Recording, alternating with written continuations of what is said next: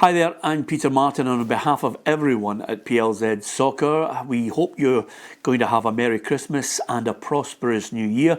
We'd like to thank you for your tremendous support across all our social media platforms, especially our YouTube channel. Thank you to so many of you for watching our unique video content, especially the football show, and downloading the app as well as listening to the podcast. There's so many people who put together all our unique video content. Our reporters have been working hard.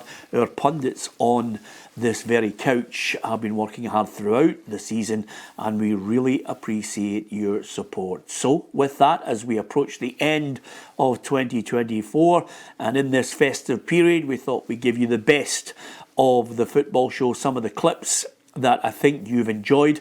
And don't forget, hit the subscribe button on our YouTube channel to join the football family. We'll be bigger and better with lots more exciting news and lots more exciting content coming in 2025. Hope you enjoy the best of the football show.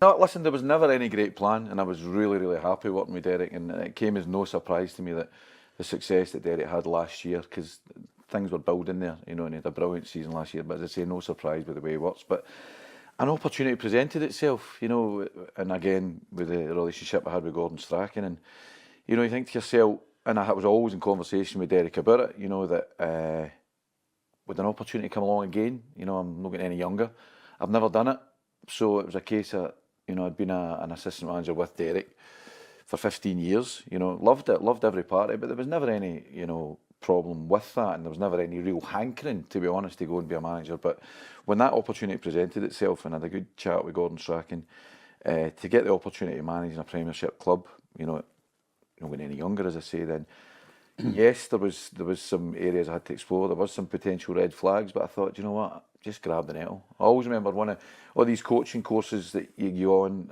you know, you'd have various guest speakers. I remember probably the most inspirational for me was Walter Smith.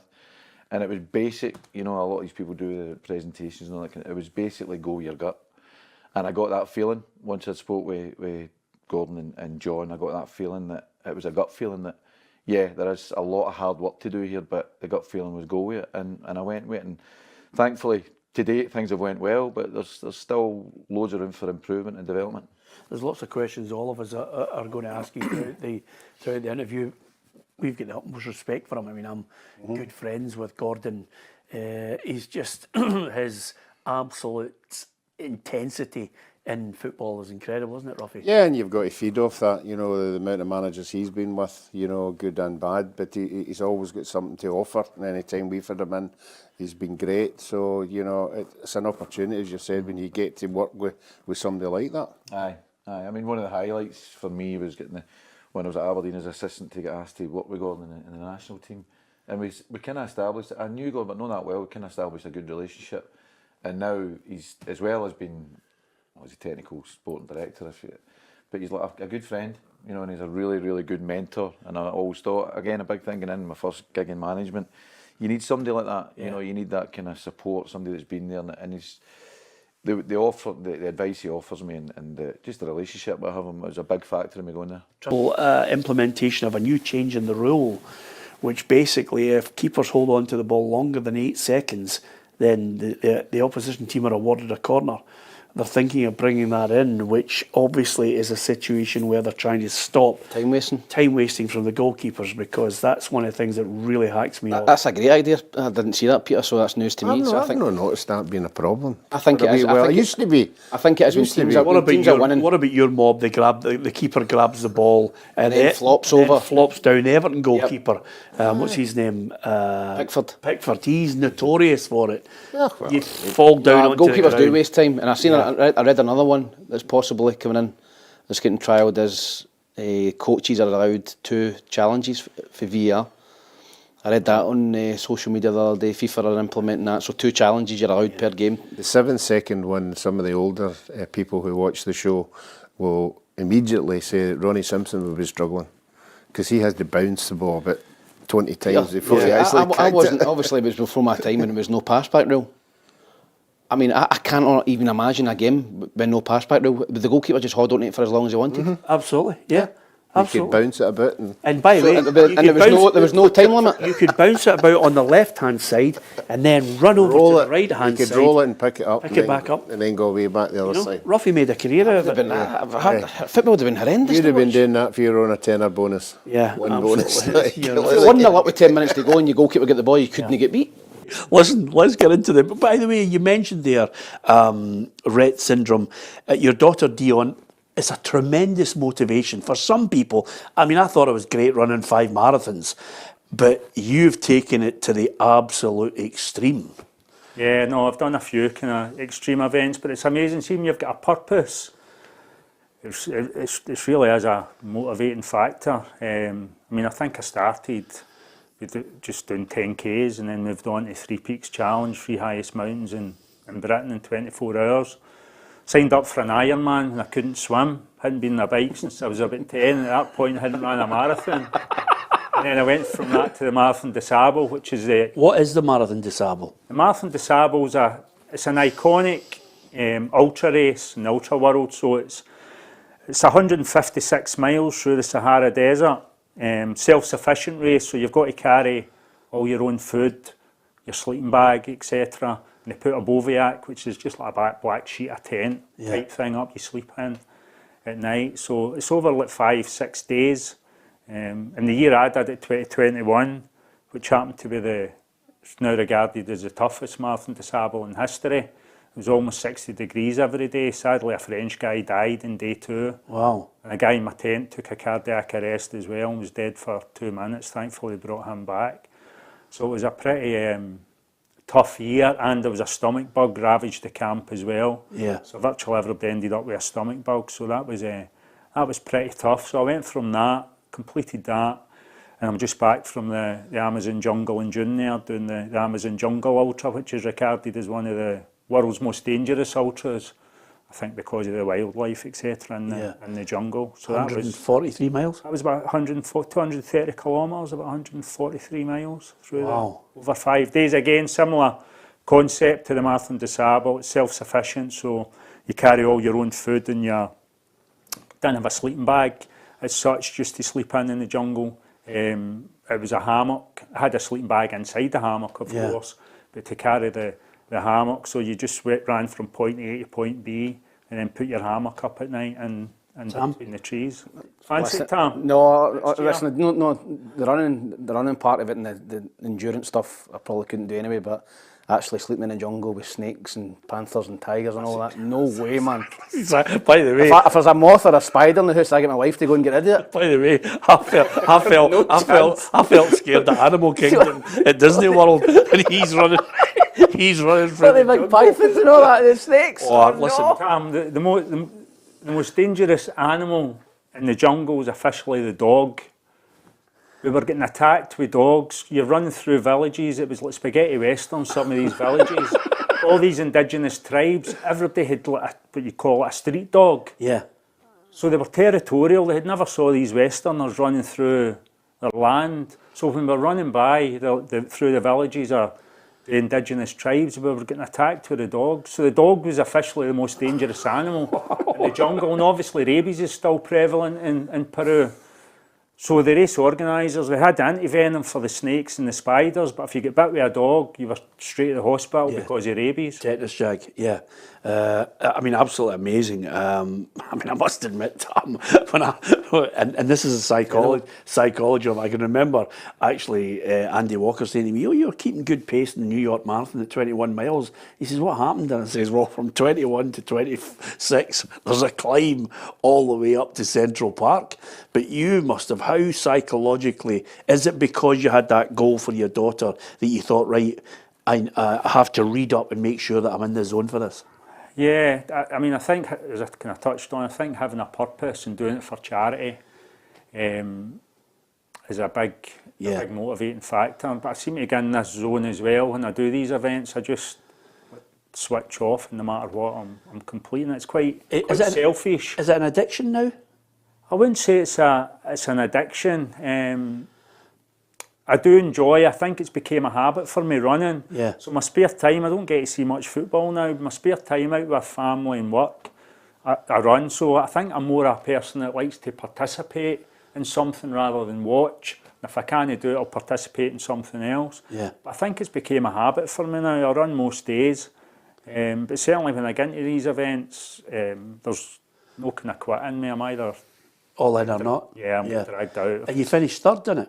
I came third, yeah. Well, listen, I know you haven't seen the two boys who beat you. We've managed to get them in from Brazil. The Kenyan and Ethiopian. Exactly. And they've got their tops framed with the medal. I can't believe you, Mark. Listen, Tam played under Bobby at Hibs, so I think he could get through the jungle, no bother. Yeah. Just out of curiosity, the toughest opponent you've ever played against? Directly against? Yeah. Kyle Walker. Right. Yeah. You can't argue with that one. So, best player you played with? Played with Lee Wallace or Rudy Scatchell. That's a good couple, by the way. Yeah, Rudy's finishing was unbelievable. Yep. Even in training on a Friday we'd do shooting and I was his shooting partner. Never ever lost. It didn't matter if I was horrendous, he would always score. Is that right? Oh, his left foot was a wand. Magic. Okay, and the last point here, which you can leave us with, if you to pick, and quite a few people... It's not a list, is it? No, it's not a list. It's an easy one. I know. He loves a list. I know. Give us your five-a-side team. That played with? No, just give us five that you'd have that you've played with, or you definitely have in the trenches with you've played with. I'll go five played against then. Right. So I'll go Peperina in goals. Carragher centre back.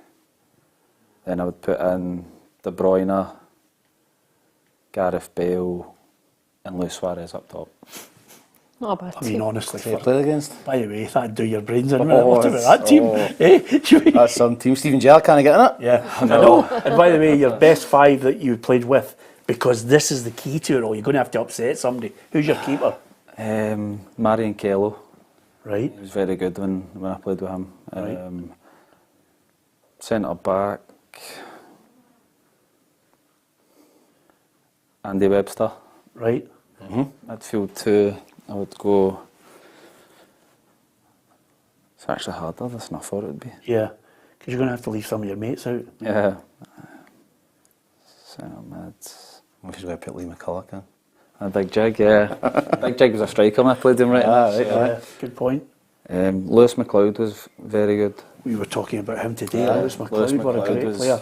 He was unfortunate with injuries, but he was excellent. Yep. Three more. Strikers. Two more in it. Two more. Sorry. Strikers. I'll go strikers then. Yeah. Well, actually, I'll play Rudy off a 10. Yep. I should have put in Lee Wallace. I haven't said he was one of the best I played with. Yeah. Um, Don't try and suck up to him now. You've got one guy left. Lee, you're out. Yeah. Anybody in that Hearts side? What about that Rangers side you played in? I'm trying to think. Rangers, big boy day. Oh, you can't leave. Kenny Miller. Boy day probably just for goal scorers. Yeah. Five aside. I see, you can't leave Boyd out. But he won't pass to anybody, that's a problem. Yeah. Fives with him, he's just shooting. If it's any consolation, he's still playing fives On and a still Friday, scoring. yeah. Absolutely. Here's a great question for you, Tam. If I could pick three footballers, obviously you guys is good, we have a right good noise up on the Wednesday, but if I could pick three footballers that I'd love on the couch for a right good noise up. Now, Danny was brilliant because just when you thought you were getting above your station, he could leather you with a one-liner. And he was funny. He was just an unconscious comedian. Yeah, I found him really funny. He's absolutely I'd spent a magnificent. lot of time with him. He's brilliant. Then I'd have Tam Burns, because Tam Burns could give you the cold stare and then deliver a line, and then his chat was sensational. And then the next one I'd have on the left-hand side would be Ian Durant, because Durante is really funny. His patter's good, and it'd be a right good noise. Can you imagine those three sitting on the couch with us, Tam? I don't necessarily know the three of them well. I know Durant. Was there anybody you enjoyed as their patter was great, you thought in a dressing room, fantastic, I'm happy with Probably it? big Yogi. Yeah, Yogi's great. Yogi Hughes was brilliant. I mean, I remember we'd a smaller player at Hibs at the time on the YTS, Jamie Carter, and the boot bags that put the balls in. He emptied the balls out the bag, put wee Jamie Carter in the bag, and tied the top of it and put it out onto the pitch. As you do. Put it on. I mean, he's getting done for These things. He's getting done for child cruelty now. He'd probably get sacked, Yogi, anyway. We go out onto the park and Andy Watson's setting the cones up in Easter Road, setting the cones up and all that, and big Yogi carries them out as if it's a bag of balls. Puts it down and says, "Everyone carries your balls." He says, "All right. Cheers, Yogi."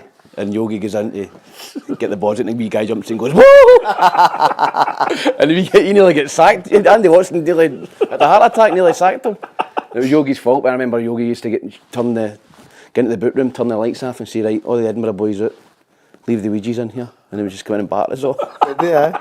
17-year-old big Yogi. Aye. Boys for the West Coast, but there's no coast in here. The Ouija's. Glasgow. It was... Yogi would definitely be one of them. And obviously an infamous clip when they're recording and he comes out naked with a laps in the park. Past Maurice Johnson. Actually, Martin... Jason Cummins for me. Yeah. Would you have Jason? I would have Jason. Jason's funny. It depends how he tells the story, because you can tell when he's telling lies because his mouth starts quivering and that. You can tell. In terms of bringing a dressing room up every morning, Jason Cummins, one of the best I've seen. If you do get a chance to see it, Martin Geisler interviews Maurice Johnson when he's playing for It's on YouTube.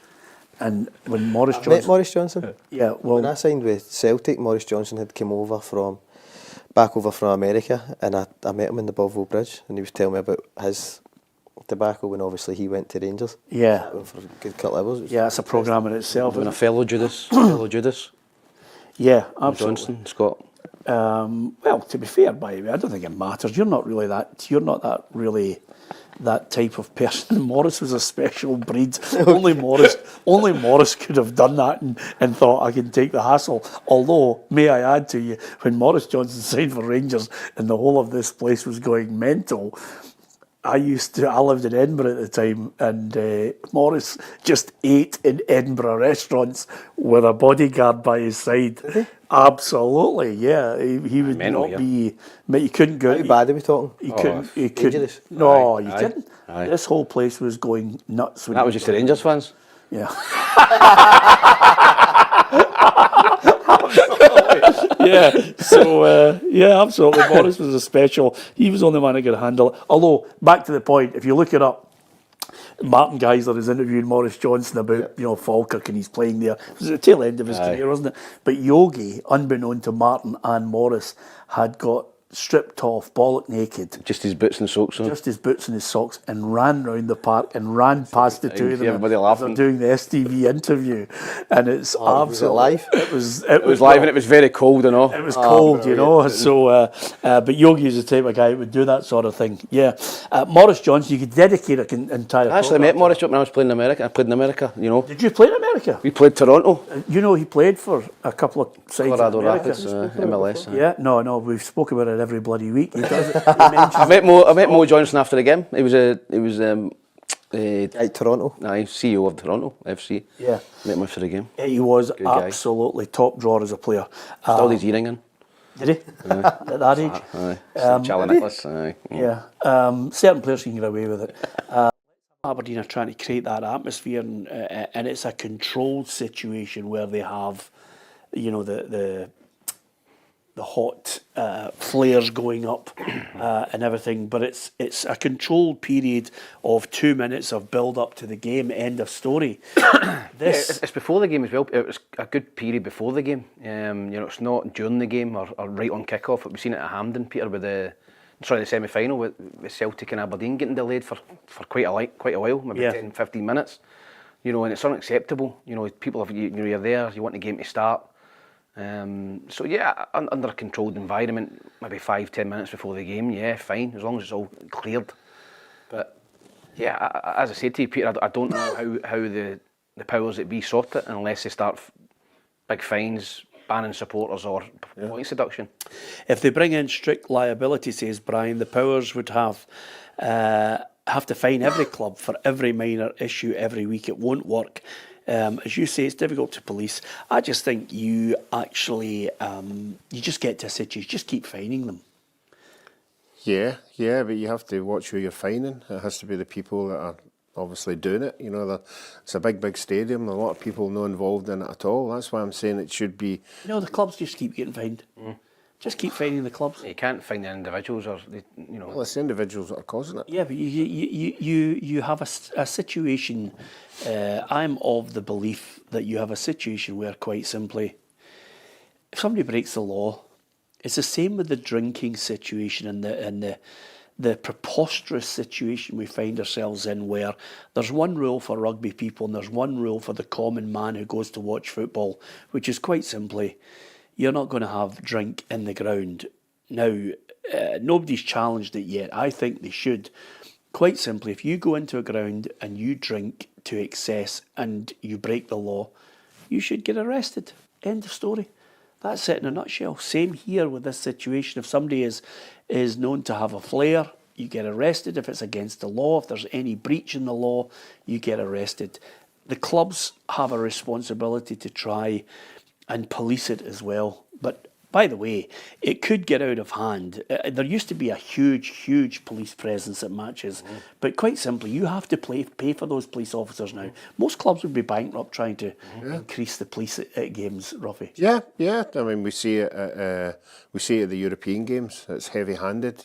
I do believe that the costs per season for individual clubs is a lot more for others, obviously, the more that are there. But it is a big expenditure. That's why I'm saying maybe we should be asking the police to do just that wee bit more. I know they've got a lot to do other than chase people with pyrotechnics, but I think you've got to start going in and making an example of the people that are in there. You're not asking the stewards to do it. They're not getting employed to do it. The police are trained to do it. And I'm not talking about getting in and taking 5 and 6 and 10. I'm thinking about taking 2 and 3 and just saying, right, you 3 are going to be made an example to, and hopefully your mates sitting round about you are going to take heed. Yeah, good luck with that, Ruffy. Well, I mean, you're talking about trying. It's the only thing you're going to stop it is if you punish people. Can you imagine?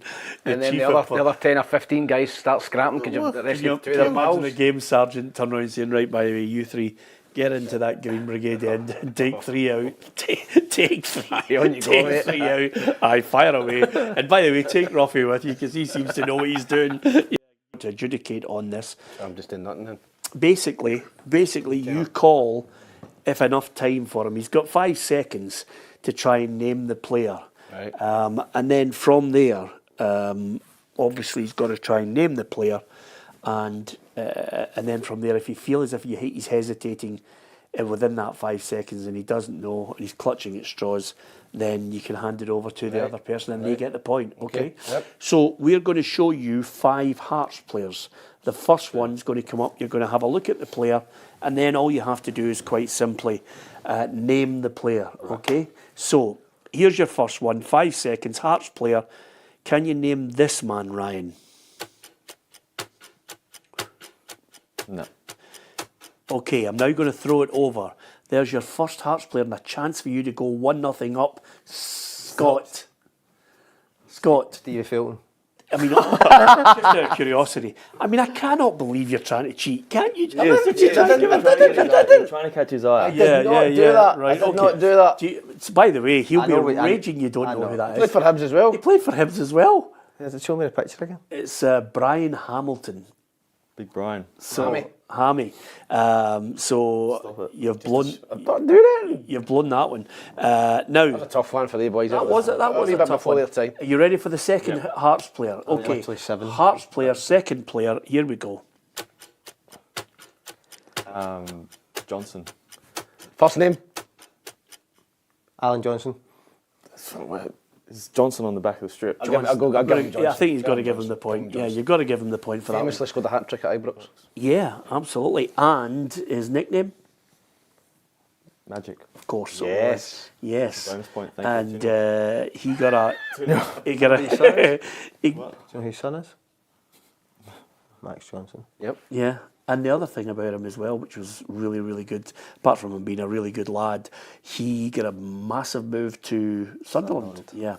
Okay, so 1 point, Ryan, that's good. You've got one in the bag. What about this third Hearts player? John Colquhoun. What a shout that was. Brilliant, eh? By the way, Why are you putting your hand up? how Did you good know was that, eh? He was waiting to You were waiting to I was speak waiting to in. John Colquhoun, who actually he played for before he joined. He 2 clubs, I think, before joining That's 1997 you've got up there, isn't it? Aye. Yeah. How about that? 96. Yeah. So, there you Rossi are. vibes. How many points you got? 2. 2. 2 3. 2 out of 3. Okay, here's your 4th Hearts player. He's a good-looking boy, isn't he? There's... No. Gone. I didn't do it! Honestly. I can't do it! Why can't... I bear my name? No, it's Neil Berry. Would you have got that one? No. Okay, so still, the name, but I wouldn't. still 2. You could have done the quiz. Who was his dad? Right. Dango. You're such a chimp. And your last one, to get yourself 3 points, here's the last Hearts Would you player. have been 96? Stevie Frau. Oh, what a great shout. His nickname? Shaggy. Yeah, absolutely. Great lad. I know. Was he your coach? Yeah, he was my 19s coach at Hearts. Yeah, he's a fantastic lad. Motherwell now. Really good player. So 3 to beat, Tough to Scott. It's a tough one, but I have a struggling, sneaky feeling with the I glasses. think we're going back to 1996. Yeah, well, here you are. 7-year-old. You're going to get Here's your Jim Leighton vibes here. 3 to beat, 6-year-old. and here's your first Hibs player. You might have strip on. Stop! We've gone on. They're all going one after the other. At least you've got 2 ahead there. What's the first You need one? to rejig your quiz. We back to 1995. Come on. I've not got a clue between them. First one. First one again. Can we see the first one again? Let's the just first see one. the first one, just to see. Tricky one, this. It is a tricky one. Oh, it is a tricky one. Really good player, and he's still in the press box every week. Striker, isn't it? He's a left back. Is it? Do you want his initials? No, GM. I don't know. Graham Mitchell. Would you have got that? No. Okay. The second one. Still a Hibby. The second one. Might have strip on. The second one. His dad was the manager of Hibs. We're giving clues away. Well, we give him a clue. He's so far out of it, he's moaning. So there you have it. Played right back for Hibs. Looks like Spud for train spotting. No, Initials. WM. And his famous name, somebody who lifted the European trophy. There you are. Willie Miller.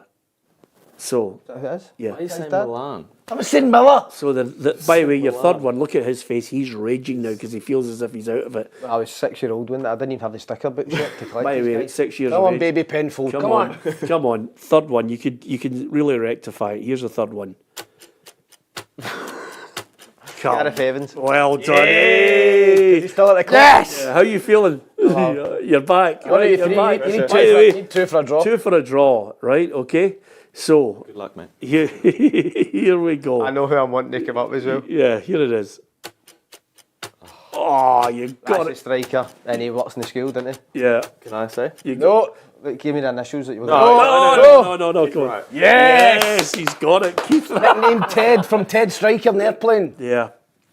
So, How can we get Keith Wright, legend? yeah, I thought you'd have got that right Skull away. Cup. Skull Cup. Final. Yeah, scored in the cup final. And by the way, Who's Rangers players did we get them? here's your last one. here's your last one, Scott. Back to the 70s. Yeah, Go! Kevin Harper! Kevin Harper, who was a fantastic player. I think Kevin did you not? End up I technically got 3 there, I just didn't get Keith yeah. Wright's name. I think Kevin went on to Stoke and Portsmouth as He well. was a first team player when I was a boy at Hibs. Is that right? He had a Lotus, remember the cars, the Lotus? He had Oh, a yeah, Lotus, yeah. Gave me a left hand, dropped me For off. Portsmouth as What, well. the sports? He was for the sports Lotus thing. Wow. Lotus thing. He's for Porto and I'm for Springburn. And I says, can you give me a left hand? It's only in the corner. And they dropped me off and he's fancy Lotus in Springburn. Yeah. Have a Kevin, playoff Thankfully, I never question? parked it, he had to get the wheels tan. he was here for a wee while, Kevin, working for us. He was a great lad. Have you done a playoff? Because you gave him Johnston. Eh? You gave him Johnston. You said school teacher.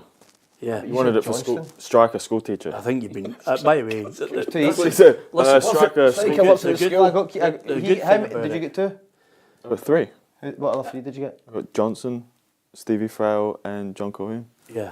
So I mean, you've lost the first round, but by the way, next week Started. You're doing We're gonna a year, do- a year later. for yourself, what we'll do is can pick it. we'll do 9 in a row Rangers players, right, for yourself, and we'll do Australians from the 1960s for him to see if we can make. See if we I can get a few of Tony Vidmar. to see if he can get back on level terms. Okay. Engels seems to be under a little bit of pressure for the Celtic supporters. Bernardo came in and played really well. Luke McCowan came in and played well. I wonder if he'll bring all the guys back in. Well, I'm glad you mentioned that, because a good talking point on a number of fronts here, which is quite simply, you know, you have managers who want to make players better. And Brendan Rodgers has come out because quite clearly all of his written press, broadcasters, radio and television are all looking and thinking to themselves, okay, we've passed comment on what does Engels do. Now, I've spoken to a number of legendary footballers in the last couple of days, and I've also spoken to a number of people who play the game, and they're looking and saying, okay, they're just making an observation. What does Engels do?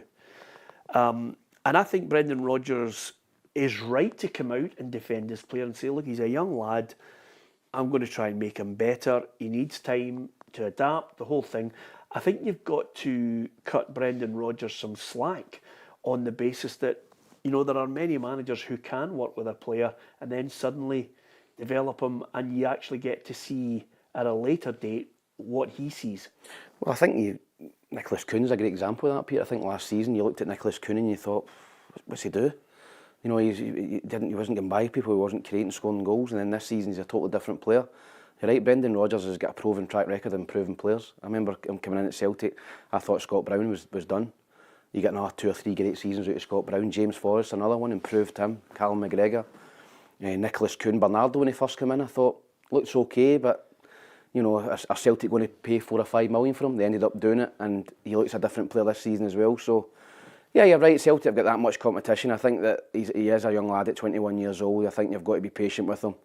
I think he'll come back into the team against Aberdeen. I think they'll bring the guys in from the Champions League that were rested on Saturday, and they'll bring them back in away to Aberdeen. But, you know, it's great competition for places because the guys in the team know that there's good quality players breathing down their neck, and they've got to perform every week. Yeah, I can't see them losing a game domestically, can you?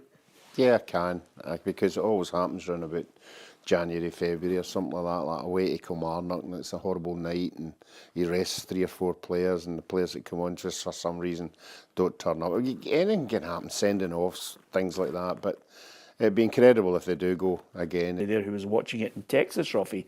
That's the great thing about it as well. The amount of people over the 12 years that we've been together that watch it near and far. It's incredible, isn't it? Yeah, I think we all notice it when we go out for abroad or even at home. It is, you know, an avenue for a lot of people who can't catch up in Scottish football. Yeah, absolutely. Why are you laughing, McConnell? It's an avenue for people to come and give you some abuse. Yes, absolutely. Says Ali, who was doing a piece to camera outside Celtic Park at the AGM, Ruffy, and on about 31 occasions she had to stop doing her piece to 34. camera because... You didn't have the blue PLZ track out the top them, did you? No, she was wearing a cashmere and one of her favourite scarves. She likes to look glamorous until everybody recognises her rolls down the window. White one. And then bang, everybody gave her absolute pelters. They were shouting all sorts of abuse. But I just said to her, look, you've got to get your husband just to drive and go back to work. He can't just be keeping going past you and shouting abuse. Listen, just a couple of wee quickies before we get on to the European You want to stuff, talk about the GOAT? Big Ange. Big Ange, yeah.